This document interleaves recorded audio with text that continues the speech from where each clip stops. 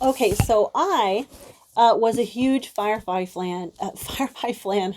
I am getting tired. A huge Firefly fan, and I really, really hate the fact that that show was canceled. I mean, just when it was just about to really get started. It was just a shame that it was canceled because it was so good, and every character in the show was just amazing, and those storylines that were just beginning seemed amazing, and I absolutely loved it. And if you don't know what Firefly is, it was a science fiction kind of Western. So it was kind of like a Western in space, but way better than a Western. I don't really like Westerns. But yeah, it was really, really good. And they recently, in the last couple of years, started publishing books that pick up where the Firefly series left off. So it's essentially all the stuff that happened between where the series ends and the movie begins. It's all the stuff that happened in between the series and the movie. And Joss Whedon is the consulting editor. So it does have his stamp of approval. The one who has wrote most of these books is James Lovegrove. There is one that was written by Tim Lebbins. I'm not really sure how that extra book factors in because it's labeled weirdly on both Amazon and Goodreads. It's labeled as book three, but yet it was the fourth book to be published, and it's the only one written by an alternate author, so I'm not really sure what the story is behind that. But anyway, this is the first book of the series, and you know what? I've looked through these books. You can read these in essentially any order. I mean, I could have read this after I read book two. I mean, because it's essentially an episode of Firefly. This one's called Big Damn Hero. It was the first one published. And I will say that it's very accurate. All of the characters are being portrayed the same way that they were portrayed in the show. All of the lore is the same. They did not take any liberties with any of that stuff. Jane has his hat. You know what I mean? It was accurate. I mean, it had all of the Firefly hallmarks that it needed to have, the humor and all that stuff. The Chinese phrases and words. It had all of the stuff. Okay. But what this was lacking, and it might be just because it was the first one that he wrote, I'm not really sure. It was lacking a little bit of soul. Like, I felt like, well, all the characters were behaving the way they should. They were speaking the way they should.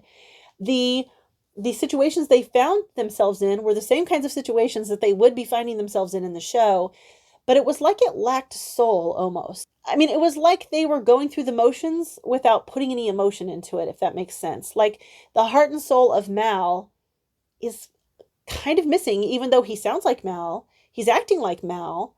He doesn't really feel completely like Mal. He feels kind of cold to me, and all the characters kind of feel like that. They feel like they're missing some soul.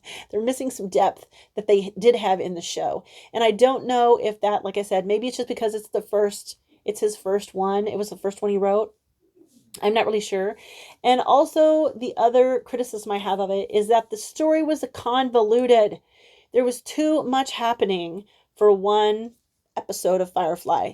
It was just, there was a whole bunch of different stuff happening, and it was just too much. I just felt like he bounced around between too many stories or whatever. There was just too much happening.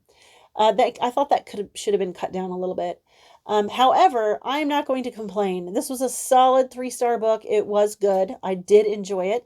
And you did get to find out some history. Like, even though I thought it shouldn't have been in the book, like, you do get to find out how a little bit about Mal's like teenage years, like when he was still living at home and the planet that he grew up on and stuff, and some of the friends he had during that time. You did get to find out about that, and I thought that was really, really interesting. So I really enjoyed that. There was a lot about it that I enjoyed. And I thought the story was right. It was up to snuff with the other Firefly shows. But like I said, it just didn't have the depth. Like how those last, I don't know, maybe 5 episodes or whatever, that's when it was really starting to get good. You really started getting the heart and soul of those characters.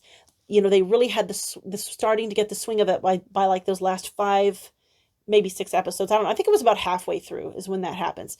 So, and it was just like they were missing. It was missing that extra depth that the last several episodes of the series had. So I'm hoping, and I'm still going to read them all no matter what, because I still really liked it. But I'm hoping that the next books will have the soul. And I will tell you that I've already started book 2, and I'm already enjoying book 2 more then I enjoyed this one, and it seems like it is going to have the soul of Firefly in it. So I'll keep you updated. When I finish the next book, I will come back and do another review of that one. So yeah, if you're a Firefly fan, I definitely do recommend this. If you're not a Firefly fan, I'm not really sure, to tell you the truth. I already know the characters, I already know the world, I already know what happened. And this book, if you don't know the backstory, if you didn't watch the Firefly series, it's kind of just going to drop you in the middle of their lives and the solar system, and you're not going to know why they're there or what has happened. You're going to have to pick it up in bits and pieces through the book, and it's not the complete story. It's not the complete picture. So I don't know how somebody who's not already a Firefly fan is going to deal with this book. I had a similar experience when I was watching The Witcher. I never read any of the Witcher books, but I was really interested, and I am interested in reading them, and I did get the first one, but I really wanted to watch that TV show. So when it came out, I watched it, but it took me a while to figure out what was going on in the series, because I didn't know anything about The Witcher. I felt like I was like dropped in the middle of all these things, and I had no idea what any of them were or where they came from or anything like that. So it was a little bit confusing. And it took me like, I don't know, 3 or maybe 4 episodes to like get the swing of The Witcher. And I feel like that's how this is too. Like, it's going to take you like half the book to really like get into the swing of it if you're not already a Firefly fan. Okay, hopefully I'm really tired. So hopefully I didn't like repeat myself too much or babble on too much, and I was making sense. So anyways, yeah, Firefly, recommend it. It was good.